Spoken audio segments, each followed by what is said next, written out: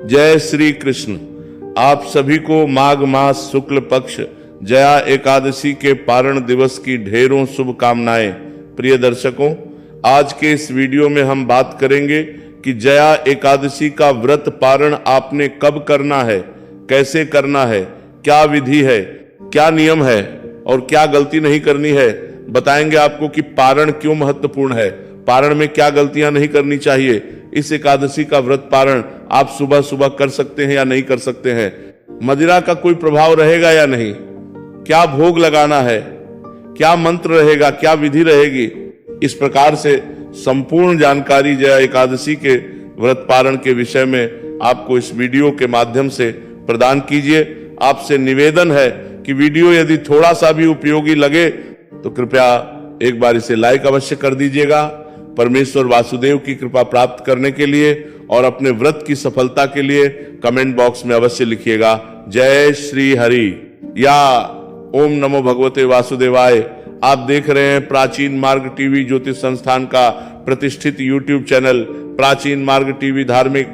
हम यहाँ पर सभी व्रत और त्योहारों की सही शास्त्रीय जानकारी प्रदान करते हैं। ज्योतिष शास्त्र और पंचांग के आधार पर आपको बताते हैं कौन सी तिथि कब है, व्रत आदि कब करना है, क्या विधि है, क्या नियम है और क्या गलती नहीं करनी है। यदि आप सभी व्रत और त्योहारों की सही शास्त्रीय जानकारी पाते रहना चाहते हैं तो चैनल को सब्सक्राइब कीजिए और बेल आइकन को प्रेस कीजिए। प्रिय दर्शकों, आइए अब हम जानकारी आरंभ करते हैं, बात करते हैं एकादशी व्रत पार की। प्रिय दर्शकों, माघ मास के शुक्ल की जो एकादशी है उसका नाम है जया एकादशी। ये एकादशी मनुष्य का कल्याण करने वाली है। शास्त्र कहते हैं कि इस एकादशी का व्रत करने वाले व्यक्ति को हजारों वर्ष स्वर्ग में वास मिलता है। यह एकादशी बड़े बड़े पापों का नाश कर देती है। शास्त्र कहते हैं कि यदि मनुष्य ने ब्रह्म हत्या जैसा बड़ा पाप भी किया हो तो वह भी इस एकादशी का व्रत कर लेने से समाप्त हो जाता है, धुल जाता है। शास्त्रों में इसकी महिमा को भर भर के कही है, उसके विषय में मैंने आपको पहले भी जानकारी दी है। अब बात की पारण कैसे करना है और नियम क्या रहेंगे, तो आशा करते हैं कि आपने सुबह का पूजन कर लिया होगा, कथा श्रवण कर ली होगी, कथा श्रवण के साथ विष्णु शास्त्र नाम भी सुना होगा, आरती आदि कर ली होगी। उसके बाद शांत चित्त रहते हुए भगवान के चरणों में मन को लगाते हुए दिन को व्यतीत कीजिए। किसी का बुरा न कहिए, किसी का अहित न करिए, किसी के प्रति अपशब्द न कहिए, किसी के प्रति वैर भाव की भावना अपने मन में न लाइए। इस प्रकार से प्रेम और भक्ति में डूबे हुए इस व्यतीत कीजिए। सायंकाल के समय कीर्तन की बड़ी महिमा है तो कीर्तन आपको अवश्य करना चाहिए। कीर्तन यदि आस पास कहीं मंदिरों में होता है तो वहां करिए। अगर आस पास कहीं कीर्तन नहीं होता है, क्योंकि आज के समय में टाउनशिप है बहुत सारी, और टाउनशिप में क्या है कि या तो मंदिर नहीं होते और मंदिर होते हैं तो वहां कीर्तन भी नहीं होते। तो ऐसी अवस्था में क्या करना चाहिए? भगवान नारायण ने कहा है कि कीर्तन या तो नाच के करें, गा के करें और मृदंग आदि बजा के करें। ये सब यदि ना सके तो भगवान ने कुछ स्तोत्र कहे हैं, पाठ कहे हैं कि इनको सुन के या पढ़ के आप कीर्तन का फल प्राप्त कर सकते हैं। हम आपकी सुविधा के लिए वो सभी स्तोत्र और पाठ एक ही वीडियो में रिकॉर्ड करके अपलोड करते हैं।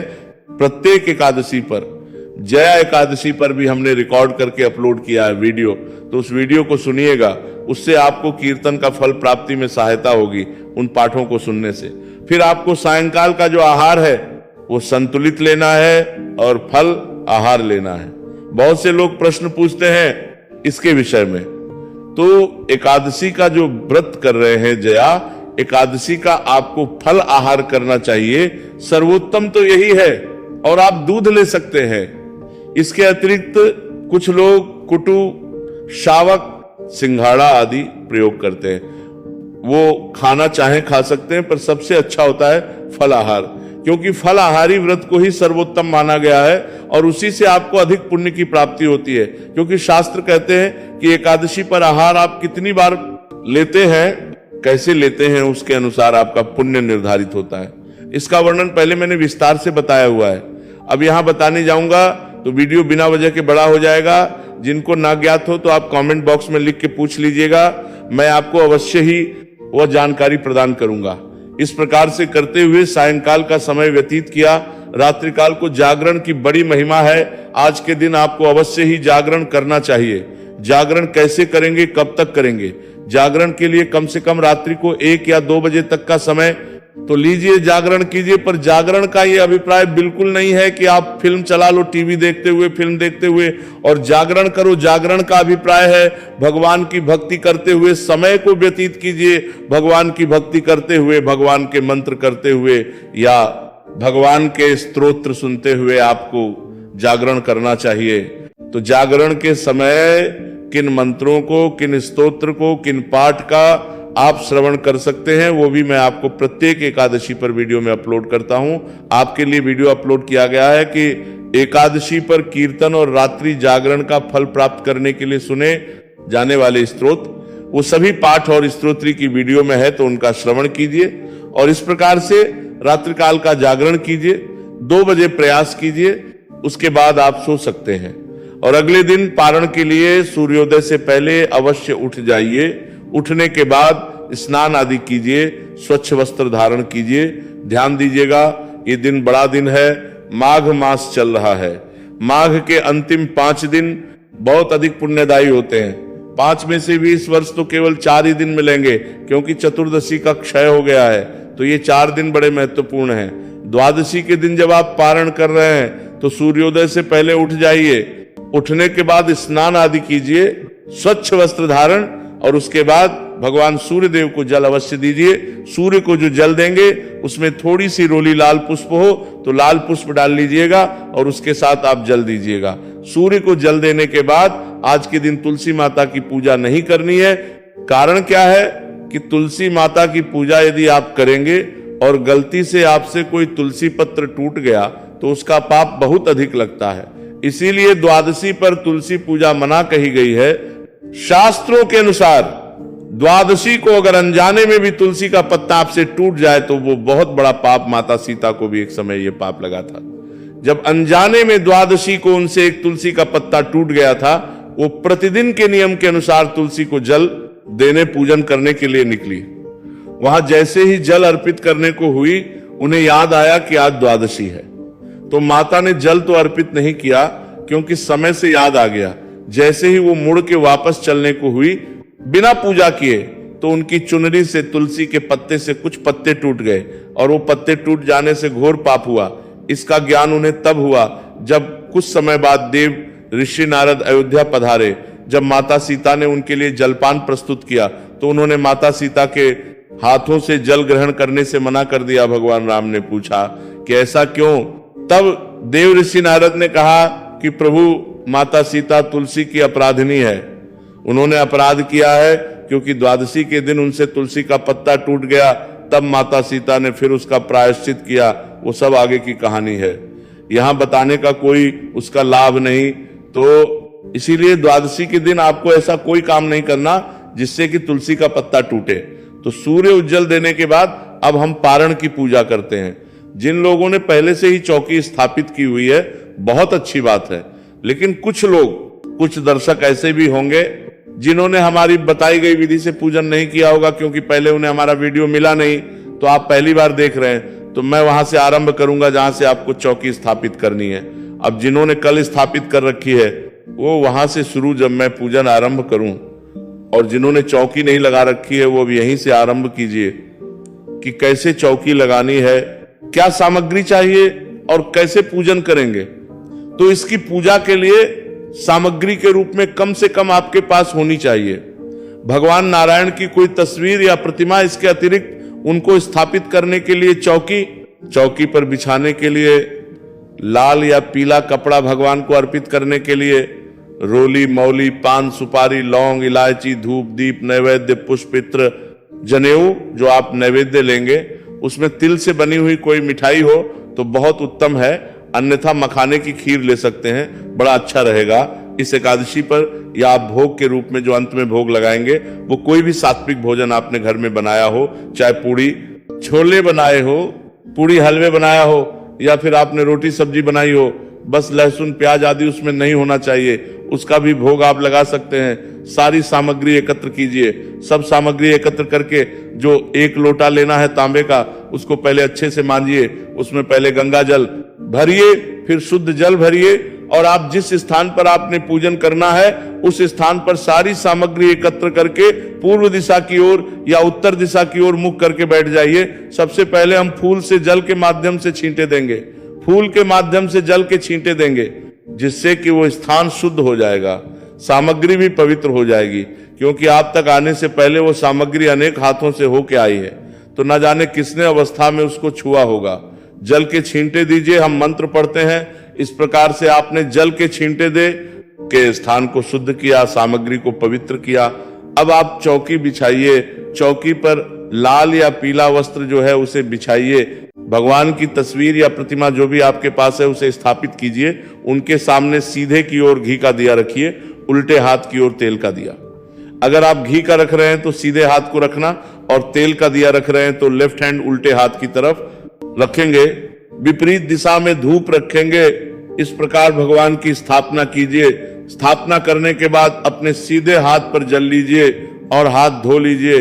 अब आप 3 बार जलाचमनी करेंगे, और जो जलाचमनी करेंगे उसमें 2-2 बूंद जल लेना है आपने, 2-2 बूंद जल। क्योंकि शास्त्र कहते हैं कि यदि आपने निर्जला व्रत किया है एकादशी का, तो उसमें 6 मासा जल से अधिक आपको ग्रहण नहीं करना चाहिए। और जलाचमनी पूजा का एक अनिवार्य विधान है, इसीलिए जलाचमनी कीजिए केवल 2-2 बूंद जल के साथ। एक मंत्र पे थोड़ा सा जल लीजिए, 2 बूंद जितना और पी जाइएगा। ओम केशवाय नमः पी जाइए, जल लीजिए। ओम माधवाय नमः पी जाइए। ओम नारायणाय नमः जल लीजिए, पी जाइए, जल लीजिए। ओम ऋषिकेशाय नमः, हाथ धो लीजिए। हाथ धो के अपने आप को तिलक कीजिए, मौली बांधिए। पारिवारिक लोग यदि बैठ के पूजन कर रहे हैं तो उन्हें भी तिलक कीजिए, मौली बांधिए। और उसके बाद आप धूप को प्रज्वलित कीजिए, दीप को प्रज्वलित कीजिए, धूप दीप को जलाइए। दीप करके अब आप भगवान का पूजन आरंभ करेंगे। आप लोगों में से जिन्होंने पहले ही एकादशी का संकल्प किया है व्रत का पूजन वाले दिन, तो उन्हें ये जो संकल्प हम कराने जा रहे हैं उसकी आवश्यकता नहीं है। पर जिन्होंने संकल्प कल नहीं किया था, वो इस पूजन का संकल्प अवश्य कीजिएगा। सीधे हाथ में जल लीजिए, 3 बार बोलिए श्री विष्णु श्री विष्णु श्री विष्णु। अपना नाम गोत्र, जिस स्थान पर बैठकर पूजन कर रहे हैं वहां का मकान नंबर, क्षेत्र का नाम, शहर का नाम, माघ मासे शुक्ल पक्षी, आयु आरोग्य प्राप्ति, एकादशी व्रत और भगवान के चरणों में अर्पित कर दीजिए। इस प्रकार संकल्प किया। संकल्प करके भगवान को पूजन करेंगे। पूजन करने के लिए जो लोग प्रतिमा का पूजन कर रहे हैं वो प्रतिमा को किसी थाली में विराजमान कर लीजिए, जिससे कि जलादि अर्पित करें। तो वो फैलेगे गिराज ना देख करेंगे, माक्षन डरेगे, माक्षन डरेगे, माक्षन डरेगे, माक्षन डरेगे, माक्षन डरेगे, माक्षन डरेगे, माक्षन डरेगे, माक्षन डरेगे, माक्षन डरेगे, माक्षन डरेगे, माक्षन डरेगे, माक्षन डरेगे, माक्षन डरेगे, माक्षन डरेगे, माक्षन डरेगे, माक्षन डरेगे, माक्षन डरेगे, माक्षन डरेगे, माक्षन डरेगे, माक्षन दरगे, माक्षन दरगे, माक्षन दरगे, माक्षन दरगे, माक्षन दरगे, माक्षन दरगे, माक्षन दरगे, माक्षन दरगे, माक्षन दरगे, माक्षन दरगे, माक्षन दरगे, माक्षन दरगे। ना जो तस्वीर पर कर रहे हैं वो तस्वीर के सामने एक कटोरी या पात्र रखिए। सबसे पहले भगवान को पद्य, फिर अर्घ्य, फिर कराएंगे। ओम नारायणाय नमः, शिव कृष्णाय नमः, शिव देवाय नमो नमः।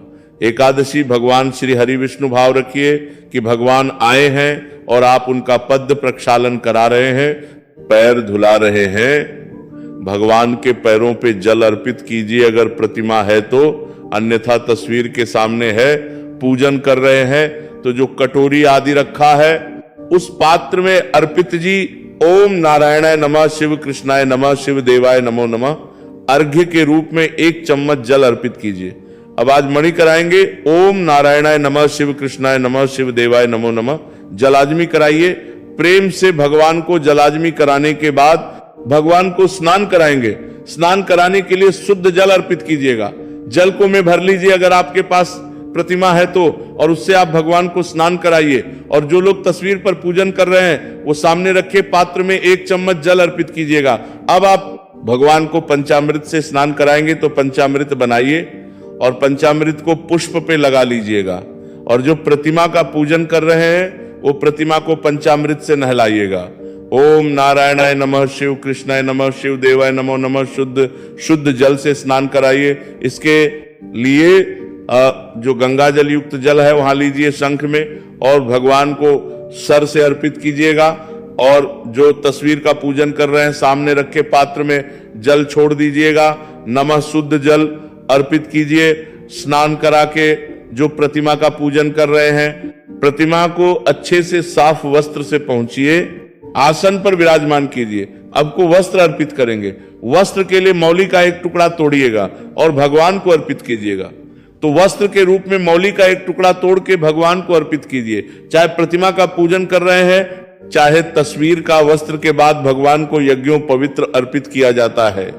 तो जनेऊ लीजिए, जनेऊ को रोली कुमकुम आदि से तिलक कर लीजिएगा, फिर अर्पित कीजिएगा। ओम यज्ञोपवीतम परमम पवित्रम प्रजाप्तेर्यत् सहजम पुरस्तात् आयुष्यम अग्रयम प्रतिम्युंच शुभ्रम यज्ञोपवीतम बलमस्तु तेजा। यज्ञोपवित्र अर्पित करने के बाद अब आप भगवान को इत्र अर्पित करेंगे, तो इत्र को पुष्प पर लगा लीजिए और अर्पित कीजिएगा। ओम नारायणाय नमः, शिव कृष्णाय नमः, शिव देवाय नमो नमः। इत्रम समर प्रेम से इत्र अर्पित कीजिए। भगवान को इत्र अर्पित करने के बाद तिलक कीजिएगा, इसे तिलक कीजिएगा।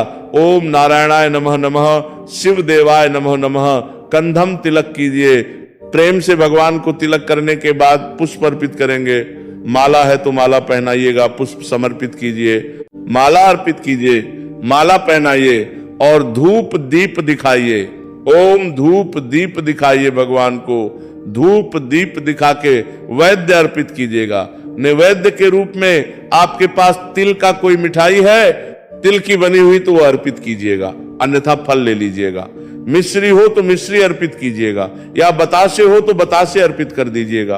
ओम नारायणाय नमः, शिव कृष्णाय नमः, शिव देवाय नमो नमः। नैव गुरु 1 चम्मच जल लीजिएगा और भगवान को अर्पित कीजिएगा।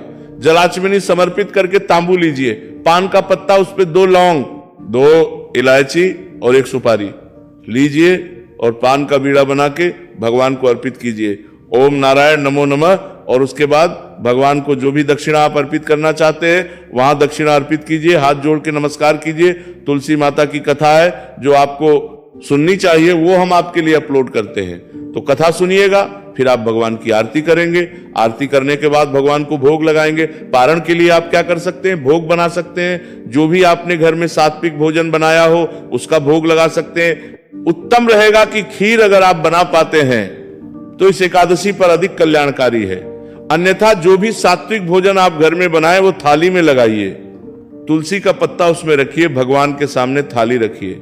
हम मंत्र पढ़ते हैं, पर्दा कर दीजिए, पर्दा हटा दीजिए, जलाज नहीं कराइए। जल लीजिए, 3 बार घुमाइए, थाली के चारों तरफ छोड़ दीजिए, हाथ जोड़ के नमस्कार कीजिए भगवान को और थाली वहां से उठा लीजिए, बाकी प्रसाद में मिला दीजिएगा।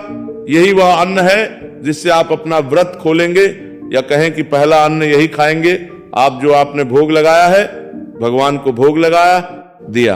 अब आप अंतिम जो प्रक्रिया है वो है पुष्पांजलि और क्षमा याचना। इसके बिना कोई भी पूजा पाठ व्रत आदि पूर्ण नहीं होता। तो हाथों में पुष्प ले लीजिए और भगवान नारायण से निवेदन कीजिए, जैसे हम बोलते हैं, परमेश्वर प्रभु, न हम आपका आवाहन जानते हैं, न विसर्जन जानते हैं, न पूजन जानते हैं। हम तो अज्ञानी जीव हैं। जैसी बन पड़ी है वैसी सेवा आपके श्री चरणों की है। इसमें जाने अनजाने में हमसे कोई गलती, कोई त्रुटि, कोई भूल हो गई हो तो उसे क्षमा कीजिएगा और दया का आशीर्वाद प्रदान कीजिएगा। भगवान आपको अर्पित के लिए हमारे पास कुछ नहीं है, तन मन धन सब आप ही का है। हमारे पास केवल क्या है, पुष्पांजलि। परमेश्वर, ये पत्र पुष्प की भेंट है, इसे स्वीकार कीजिए और दया का आशीर्वाद प्रदान कीजिए। यहीं पर आप क्षमा याचना में वो निवेदन कीजिए। यदि आपसे कोई गलती हो गई है, कई बार क्या होता है कि व्रत में आपसे कोई भूल हो जाती है, तो आप उसके लिए क्षमा याचना यहीं पे करेंगे कि भगवान मुझसे ये गलती हो गई थी, भूल हो गई थी, मैं इसे सुधारना चाहती हूँ या चाहता हूं, उसके लिए क्षमा कीजिएगा। तो इस प्रकार से क्षमा याचना कीजिए, पुष्प अर्पित कीजिए भगवान को और उसके बाद खड़े खड़े परिक्रमा कर लीजिए। परिक्रमा करके जो पुरुष जन है वो दंडवत प्रणाम कीजिए। माताएं बहनें सर झुका के हाथ जोड़ के नमस्कार कीजिए भगवान को। इस प्रकार से आपका ये एकादशी का अनुष्ठान है, ये पूर्ण हुआ। व्रत वाले दिन आपने पूजन किया, पारण की पूजा करी। अब आप चौकी को थोड़ा सा खिसका दीजिए और जो पत्र पुष्प है वो आप दोपहर तक उठा के और विसर्जित करवा दीजिएगा। जो भोग प्रसाद आपने चढ़ाया है वो प्रसाद के रूप में स्वयं ग्रहण कर लीजिएगा। पूजन करने के बाद अपने दान पुण्य करना चाहिए, ब्राह्मण को भोजन कराना चाहिए, दान देना चाहिए। संभव है तो ब्राह्मण को भोजन आदि कराइए और उन्हें वस्त्र दक्षिणा आदि जो आपकी सामर्थ्य है उसके अनुसार देख के विदा कीजिए। या आप खाद्य सामग्री अपने आसपास किसी मंदिर में दे के आ सकते हैं। ध्यान दीजिएगा कि जब भी किसी ब्राह्मण को दान दे वो सुयोग ब्राह्मण होना चाहिए, वेद पाठी ब्राह्मण होना चाहिए और कर्म करने वाला ब्राह्मण होना चाहिए। जब आप ऐसे किसी ब्राह्मण को दान देते हैं वही पुण्यदायी होता है। ये सब कर्म कीजिए, उसके बाद आप बैठ के पारण करेंगे। पारण के लिए आसन लगा के बैठ जाइए, तुलसी का पत्ता 1 गिलास जल लीजिए, मुंह में तुलसी का पत्ता रखिए, जल पी लीजिए, भगवान से प्रार्थना कीजिए कि प्रभु मैं इस तुलसी के पत्ते और जल के साथ अपने व्रत का पारण कर रही हूं, उसे स्वीकार कीजिए। ओम नमो भगवते वासुदेवाय ये मंत्र 5 बार बोल के तुलसी का पत्ता मुंह में रखिए, जल पी लीजिए। इस प्रकार आपने व्रत पारण किया। उसके बाद जो भी अन्नादि आप खाना चाहें वह खा सकते हैं। ये विधि मैं इसलिए बताता हूं क्योंकि कई बार कुछ लोगों के व्रत हैं उसी दिन पारण वाले दिन, तो इससे क्या है कि आप अगला जो व्रत है उसको भी सफलता पूर्वक कर सकते हैं। अब प्रश्न उठता है कि पारण करना कब है। तो पारण का जो नियम है वो ये है कि व्रत के अगले दिन सूर्योदय के बाद और हरिवासन का समय निकल जाने के बाद ही पारण किया जाना चाहिए। अगर हरिवासन के समय से पहले या हरिवासन में पारण कर लिया जाए तो व्रत खंडित होता है। इन 3 मूलभूत सिद्धांतों का पालन सदा करना चाहिए। इन नियमों को ध्यान में रखते हुए इस एकादशी का व्रत पारण यूं तो आप सुबह सूर्योदय के बाद भी कर सकते हैं, 7:14 का 15 मिनट का कुछ समय है सूर्योदय का दिल्ली के अनुसार, तभी आप पालन कर सकते हैं। पर उत्तम मुहूर्त की बात करें तो वो 8:43 से शुरू होगा और 10:15 बजे तक रहेगा। इसमें आप पालन कीजिएगा, कल्याणकारी रहेगा। कुछ और पूछना चाहें, कहना चाहें, कमेंट बॉक्स में लिख के पूछ लीजिएगा। भगवान नारायण सब पर कृपा करें। हरे कृष्ण।